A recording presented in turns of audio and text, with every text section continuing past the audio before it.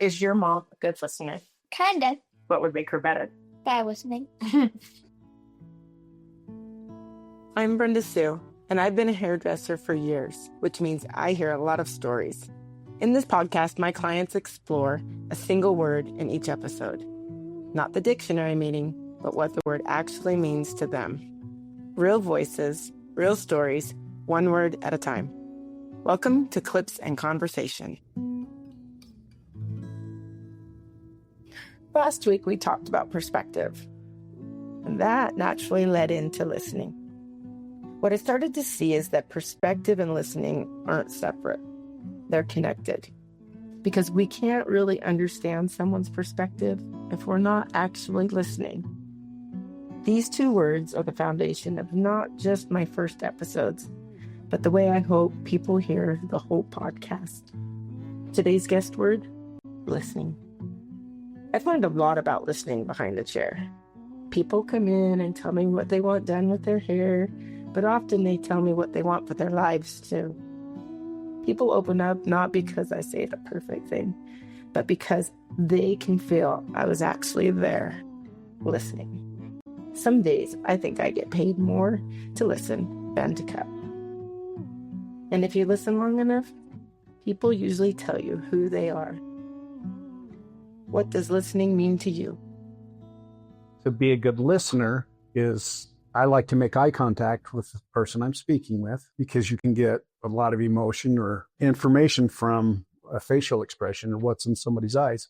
But I also think to be a good listener is you need to keep your mouth shut.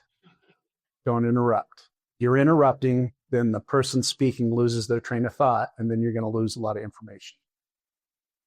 Listening is really important because if we don't listen, then that is when misunderstandings happen because we cannot see the other person's perspective. You have to pay attention, and it's an active activity. You can't just sit there and let the other person talk. Hear what they're saying and listen to what they're saying. And what's the difference? Hearing someone can be just noise.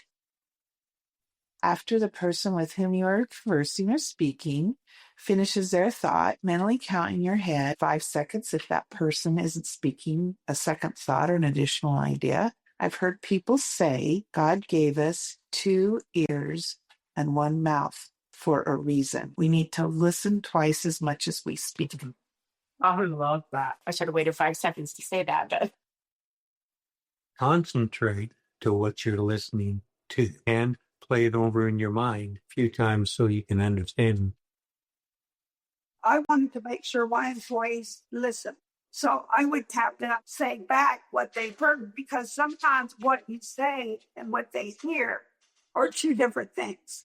Because we all come from different cultures and worlds, so people hear things differently. So I want to make sure we're on the same page. I think all relationships should be that way. Yes, they should. What can I say? Listening isn't just audible. You can tell by body language, facial expressions, what they're trying to say or how they're communicating with you. It sounds like listening is a skill. Listening is having an openness, meaning you're open to new ideas. You're open to being wrong. Listening also means you have to give somebody time. You can't be in a hurry. You kind of have to pause and give them a platform. I think that's the only way to learn something new too. Yeah, because people can hear you, but it's because their mind was either distracted or they're closed. I think helps make someone a good listener is their level of curiosity. Just being curious about other people and their experiences. Validating what you are hearing from that person so they feel heard and that you truly are interested in what they're saying and finding solutions, or at least just hearing them. Like my husband used to say, well, get out the food and sit down with them. Food and conversation works really, really well. And in the car. I think the car is a good place because you're not like eye to eye necessarily, but you can have a conversation. Well, that ties in with being a good friend. Some people just need to share things and they don't need your input on it unless they ask for it. So one of the secrets in the business world and in the world of sales is that people don't buy from you because they understand you. They buy from you because they feel understood. I think to find out what they want, you've got to ask questions and you've got to listen. If you're doing all the talking, how could you possibly know what somebody else wants? You've got to learn to be a great listener and find out what matters most to them. Now it's starting to feel more personal. I think listening is a lost art. In my view, there are two kinds of listening. There's listening for rebuttal, which is listening to other people and barely waiting until they stop talking so you can shove your perceptions down their throat. And then there's listening for understanding, to try to understand why they have that viewpoint. But I think there are two major categories of Those people. who like Neil Diamond and those who don't. yeah, that. Okay. I don't know if there's anybody not like Neil Diamond. I'm just wondering.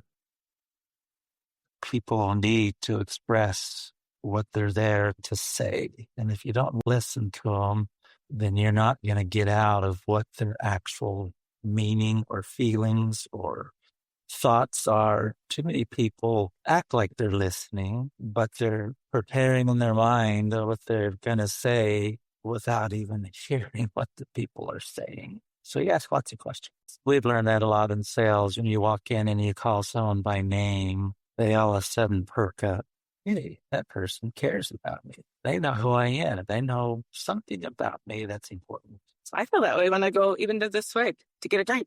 Hey, do you want the same thing? Yeah. So they've paid attention to what you've ordered. And we as humans say we communicate a lot together, but do we really? We communicate via body language, facial expressions, words, actions, via anger.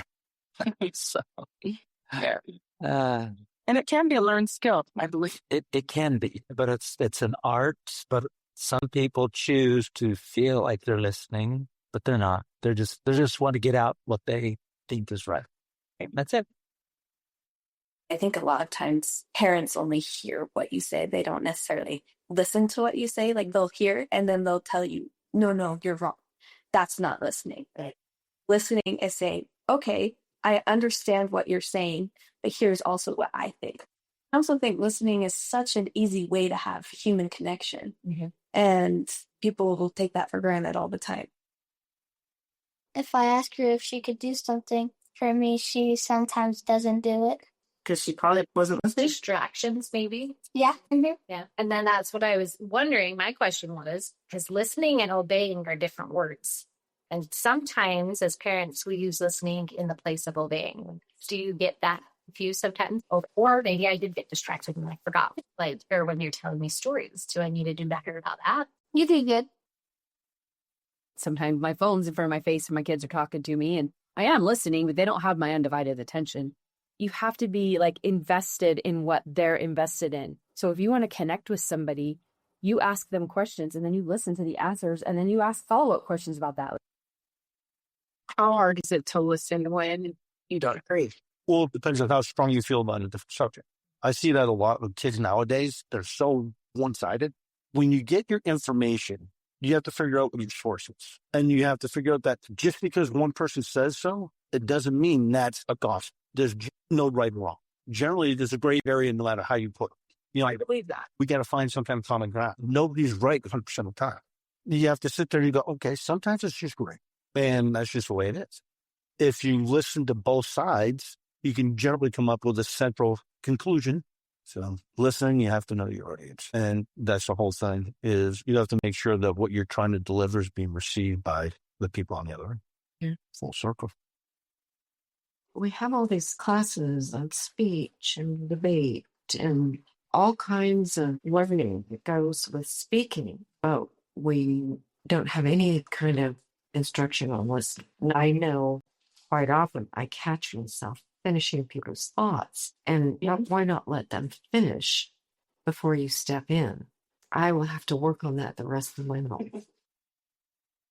I've come to believe that for some people, the definition of listening means agreement. And if there isn't agreement, then somebody didn't listen, when in fact, that's not accurate. You can listen intently, with genuine intent to understand, but that doesn't mean that you're always going to arrive at the same conclusion.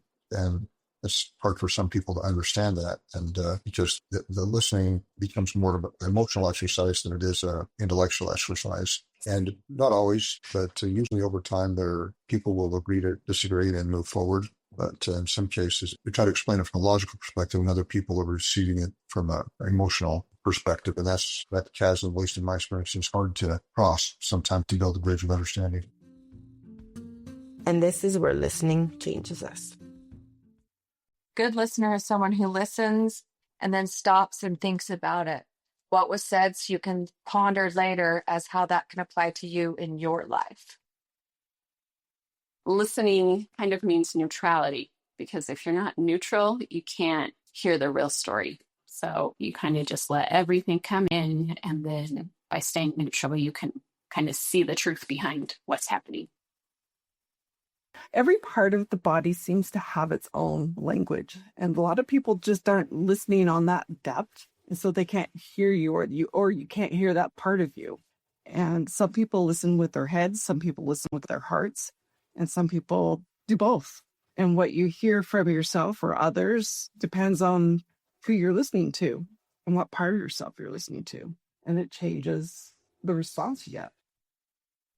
Way I've been listening to people has changed. In the past, I've just wanted to say something back, keep the conversation rolling, and the actual message of what they have to say to me or their meaning has kind of gone right over my head just because I want to, respond. I think that I've just tried to understand people more recently when I've been listening to them, and I think it's been paying off. Do you feel more connected that way too? I do. I almost feel a little bit more vulnerable, I would say, because usually I want to be able to say something right back or make the situation better. I would say I have a very problem-solving oriented mind. So it's been one of your favorite responses. Is there any? Yeah. Well, one of mine was a 17-year-old girl that said a good listener is someone who agrees with you. Okay. And at first it shocked me. Yeah. And then I'm kind of like, wait, that's why we have friends. That's why we go talk to who we're going to go talk to, Mm-hmm. because they'll validate us. 100%. So, I mean, at first we all do that a little bit. Your teenage years, you're doing your hair crazy, you got piercings because you got something to say, and you may not say it verbally, but you're saying it because you want people to listen to you. And as I've gotten older, listening has become this amazing, powerful tool that, if done and used correctly, I maintain my power, gives you the power to connect to somebody. On top of all that, your personal growth. Listening to these responses is teaching me that listening isn't just about hearing someone's words. It's about the space you hold while they're speaking. Are you waiting to respond, or are you actually curious about what people are saying? I once heard a quote often attributed to the Dalai Lama. When you talk, you are only repeating what you already know. But when you listen, you may learn something new. I've always felt like I found answers in silence. If I just got quiet enough, I would hear what I needed to hear. And I still believe that. But I'm also reminded that listening is a kind of permission, a willingness to be changed by what we hear. Maybe listening is one of the simplest ways we remind another person that they matter. But real listening doesn't happen when we're just waiting to respond. It happens when we're actually curious. Curious enough to stay. Curious enough to hear something new. That's our next week's guest word, curiosity. Thank you for spending time with me. Stay curious, stay open, and keep the conversation going.